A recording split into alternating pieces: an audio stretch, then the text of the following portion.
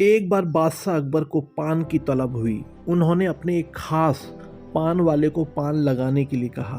उसने पान बनाकर बादशाह को दे दिया। बादशाह ने चुपचाप पान खाया और उस पान वाले को अगले दिन आधा किलो चूना दरबार में लेकर आने को कहा।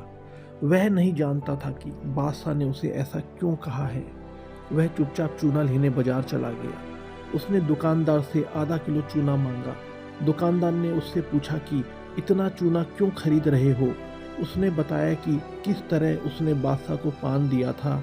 दुकानदार को समझते देर न लगी कि कुछ गड़बड़ है।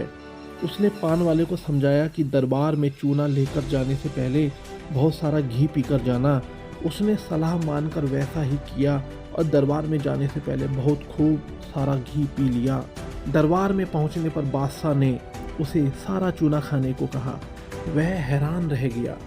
उसे उम्मीद न थी कि बादशाह ने उसे चूना इसलिए मंगवाया था, लेकिन वह तो इसके लिए तैयार था, इसलिए उसने सारा चूना खा लिया।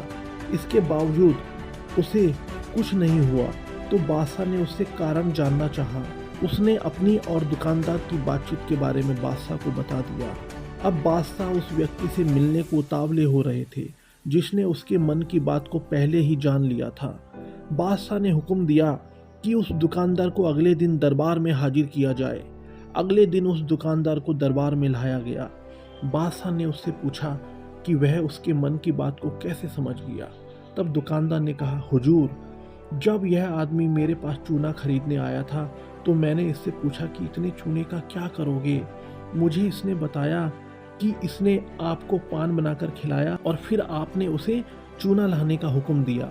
तब मुझे समझते देर न लगी कि जरूर गलती से इसने पान में चूना थोड़ा ज़्यादा लगा दिया होगा, जिसे बादशाह के मुंह में छाले हो गए होंगे और इसी का एहसास करवाने के लिए आपने इससे चूना मंगवाया। मैंने इसे सलाह दी कि दरबार में जाने से पहले घी पीकर जाना, जिससे अगर तुम्हें चूना खाना भी पड़े तो उसका असर कम हो जाएगा। यह दुकानदार और कोई नहीं बल्कि बीरबल ही थे।